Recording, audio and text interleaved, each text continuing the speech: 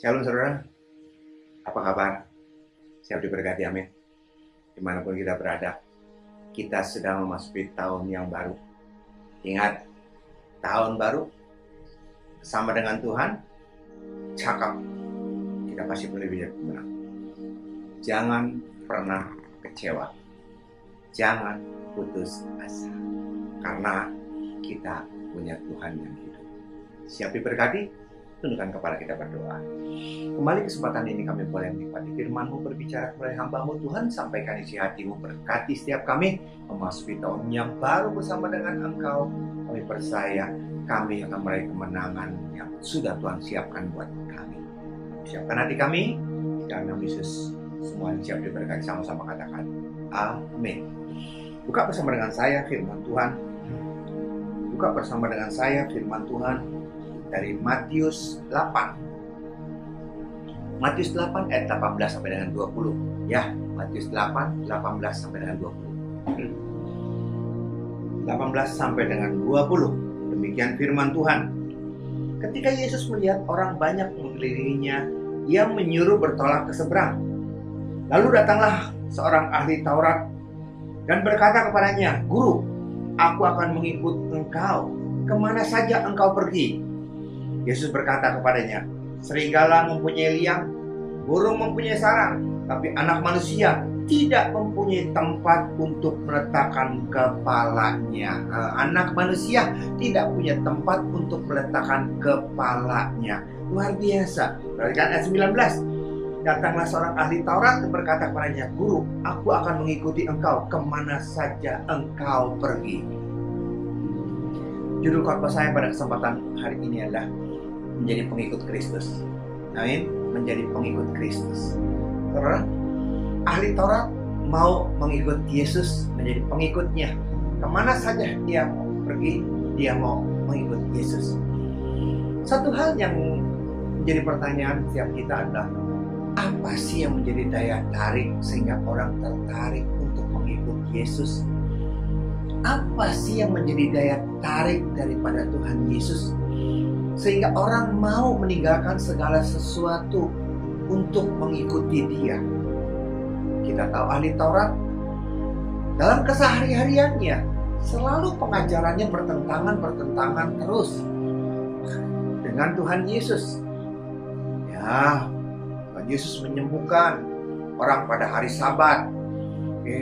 Tuhan Yesus sepertinya melanggar segala sesuatu. Ya, pokoknya aturan-aturan seperti itu ajaran-ajaran sepertinya Tuhan Yesus sengaja. Ya, sepertinya. Sehingga ahli Taurat terus seperti itu. Tapi hari ini ada ahli Taurat yang mau mengikuti Yesus. Apa sih yang menjadi dasar sehingga dia rela meninggalkan, rela dikucilkan hanya untuk mengikut Yesus? Kalau kita lihat dari ayat-ayat selanjutnya, mungkin dia melihat orang kusta yang disembuhkan, tahir. Kita tahu orang kusta, penyakit kusta belum ada obatnya. Dengan mudahnya Tuhan Yesus menyembuhkan dia. Orang tuli, orang buta, orang lumpuh, banyak hal lain yang dimana membuat orang-orang terpukau karena apa yang Tuhan Yesus lakukan. Apakah ini yang membuat orang tertarik untuk menjadi pengikut Kristus? Apakah ini daya tariknya sehingga orang mau mengikut Dia?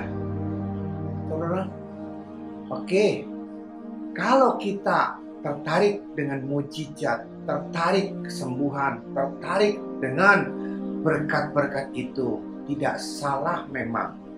Tapi tujuannya apa? Sama seperti ini saudara, kalau saya tanya, kenapa sih ada pria tertarik dengan wanita? Kenapa sih tertarik dengan wanita yang ini? Sedangkan itu wanita banyak yang lain. Kenapa dia tertarik dengan wanita yang ini? Kalau kita tanya, apa sih tertarikmu? Kenapa kau memilih perempuan yang ini, wanita yang ini, bukan yang wanita yang lain? Apa yang membuat dia berbeda sehingga kamu bisa tertarik sama dia? Fisiknya kah? Karena dia cantik? Atau karena dia putih, senyumnya manis? Atau karena dia baik? Atau karena dia kaya? Atau karena dia mapan? Apa yang membuat engkau tertarik? Tidak mungkin kita ambil keputusan untuk menikah dengan seorang wanita tanpa ada rasa ketertarikan. Dan daya tarik seperti inilah yang membawa sehingga mereka masuk dalam rumah tangga. Tapi ingat satu hal, kebahagiaan bukan tergantung daripada kebahagiaan tidak tergantung dengan ketertarikannya tadi. Itu cuma awal. Sudah berumah tangga, dia harus memaintain. Tidak bisa dia menikmati keindahan, ketertarikan dia semata-mata tanpa dia memeliharanya, tanpa dia merawatnya, tanpa dia menjaganya, tanpa dia ada di dalam dunianya. Kalau hanya sekedar tertarik dengan kecantikannya, terus aja memandang terus kecantikannya karena sudah menjadi istri, memandang terus kecantikannya, ndak kerja, ndak mandi, ndak makan, ndak mungkin juga kita. Itu merupakan awal membuat dia ngambil keputusan untuk berumah tangga. Selanjutnya, tidak sampai di situ. Apa yang membuat kita tertarik sehingga kita menerima dia sebagai Tuhan dan Juru Selamat? Apa yang membuat kita tertarik sehingga kita menjadi pengikutnya? Mujizatnya, kuasa kesembuhannya, berkatnya. Saudara, ini yang terjadi yang harus ada dalam diri setiap kita. Kalau saudara berkata, kalau aku ikut Tuhan Yesus, enak, kaya, sukses, berhasil. Kok bisa? Bayangkan. Ada orang yang harusnya mati. Ada orang harusnya tidak ada harapan. Ada orang yang harusnya dioperasi. Ada orang yang harusnya mengeluarkan biaya yang banyak untuk operasi dan kemungkinan berhasilnya pun masih tanda tanya. Tiba-tiba Yesus ada di sana. Tiba-tiba kita yang penuh dengan otoritas kuasa ada di sana. Kita mendoakan dia. Kesembuhan terjadi, mujizat terjadi. Kita akan nunggu embel-embelnya. Tanda kutip. Pasti dengan rela hati orang itu memberikan sumbangan, orang itu memberikan berkat. Karena kita berpikir hal seperti ini terus terjadi, mujizat terus terjadi karena kita jadi kaya, jadi orang terkenal, orang sukses. Apakah itu yang menjadi daya tarik kita? Ikut Tuhan, mengambil bagian dari keterkenalannya, membuat kita sukses berhasil, dan kita jadi kaya. Kalau itu menjadi dasar kita, kayaknya kita terkecelek di sini. Kenapa? Yesus tidak pernah mau memberikan angin surga. Dia tidak pernah mau memberikan angin surga. Dia menceritakan apa adanya. Karena mujizat bukan tujuan utamanya dia. Keselamatan itu yang menjadi utamanya. Kita lihat ayat ke-20. Yesus berkata kepadanya, serigala mempunyai liang, burung mempunyai sarang, tetapi anak manusia tidak mempunyai tempat untuk meletakkan kepalanya. Apa artinya? Serigala punya liang, burung punya sarang. Artinya serigala dan burung aja punya rumah. Sedangkan Yesus bantal aja nggak punya. Kok bisa orang yang memiliki otoritas, orang yang memiliki kuasa yang luar biasa, yang sakit, yang sembuh, yang lumpuh, yang kusta, yang mati bangkit? Harusnya dengan otoritas, dengan kuasa, dengan mujizat yang dia bisa adakan seperti itu, harusnya dia akan kaya, sukses. Tapi kenyataannya, kok dia tidak kaya, rumah aja tidak punya, bantal aja dia tidak punya, untuk meletakkan kepalanya dia tidak punya. Yesus itu jujur. Dan untuk inilah kita harus tahu, kalau kita mau mengikuti Yesus, kita harus tahu goalnya adalah bukan kesuksesan. Goalnya adalah bukan keberhasilan, kaya, diberkati, terkenal semata-mata. Tapi satu hal yang luar biasa. Yohanes 6 ayat 25. Kita lihat Yohanes 6 ayat 25. Ketika orang banyak menemukan Yesus di seberang laut, mereka berkata kepadanya, Rabi, bila manakah engkau tiba di sini? Apa kata jawab Tuhan? Yesus menjawab mereka, aku berkata kepadamu, sesungguhnya kamu mencari aku bukan karena kamu telah melihat tanda-tanda, melainkan karena kamu telah makan roti itu dan kamu kenyang. Tuhan mulai mengajar di sini kepada kita. Dan ketidaksiapan kita untuk menerima pengajaran. Kamu datang, kamu mencari, kamu berkerumun. Karena kamu kenyang, karena kamu makan roti. Ya. Bukan karena kamu lihat tanda-tanda. Ini yang Tuhan ingin bicarakan kepada kita. Ada 2 roti. Kau makan roti kenyang, tapi akulah roti kehidupan. Tuhan ajar kepada setiap kita untuk kita melihat tanda-tanda. Bukan semata-mata kita melihat apa yang kelihatan, tapi Tuhan mulai mengajar apa yang tidak kelihatan. Yang seringkali karena apa yang tidak kelihatan itu tidak masuk akal dan membuat kita menjadi frustasi, stres, dan akhirnya kita mempertanyakan bagaimana mungkin ini terjadi. Tanda-tanda apa? Kita tidak bisa melihat tanda-tanda yang di surga seperti apa tanda. Tetapi tanda-tanda yang luar biasa ada di dunia seperti ini di sini kita. Artinya apa? Jangan melihat datang pada Tuhan yang lemah, yang sakit, yang punya problem, selesai. Tapi coba kita mulai melihat ada tanda-tanda apa di situ. Ada tanda ketidakberdayaan kita. Bahwa ada satu oknum yang tidak suka kita diberkati. Jangan ada dalam pikiran kita sakit itu karena kita tidak bisa merawat tubuh. Jangan kita berpikir sakit itu karena ya natural, ya itu biasa, udah tua. Saudara, seringkali tanpa kita sadari, kita harus melihat tanda. Yang sakit disembuhkan, yang lumpuh berjalan, yang tuli mendengar, yang buta melihat. Apakah problem mereka selesai sampai di sana? Apakah mereka puas sampai di sana? Mereka harus melihat kenyataan hidup. Mereka sudah melihat. Mereka sudah tidak tuli. Mereka sudah tidak lumpuh. Tapi setan tidak pernah akan diam. Dan di sini kita harus melihat. Di sini kita harus lihat, mendengar, melihat, ngerti. Makanya kita cari Yesus. Kita cari Yesus bukan untuk semata-mata lumpuh. Bukan semata-mata miskin. Bukan semata-mata kusta. Bukan semata-mata sakit dan mujizat terjadi. Tapi kita mendekat kepada Yesus karena kita tahu ada satu oknum yang mau memisahkan kita. Hanya dengan dekat Yesus kita bisa kuat. Kita bisa diluputkan. Mungkin kau dari lumpuh, kau bisa berjalan. Tapi setan tidak pernah akan bisa terus melepaskan kita seperti itu. Kemudian lepas, nyerah. Dia akan goncangkan yang bisa digoncangkan lagi. Mungkin yang kusta, akhir.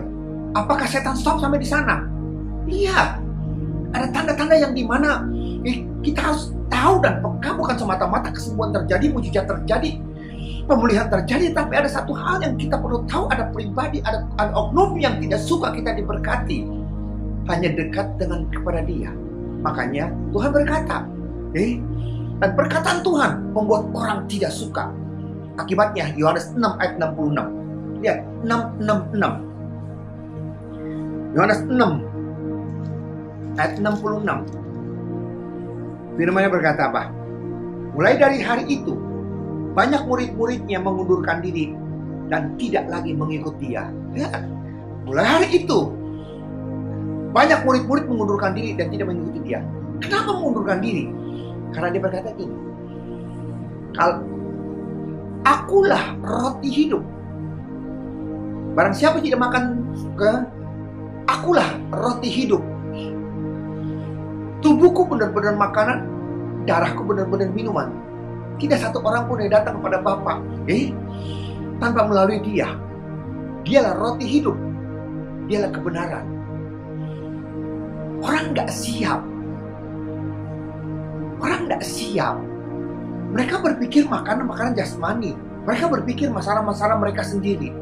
Tapi mereka tidak tahu bahwa ada satu hal yang harus mereka ketahui. Yesus mau melihat begini, kata Yesus kepada mereka, akulah roti hidup.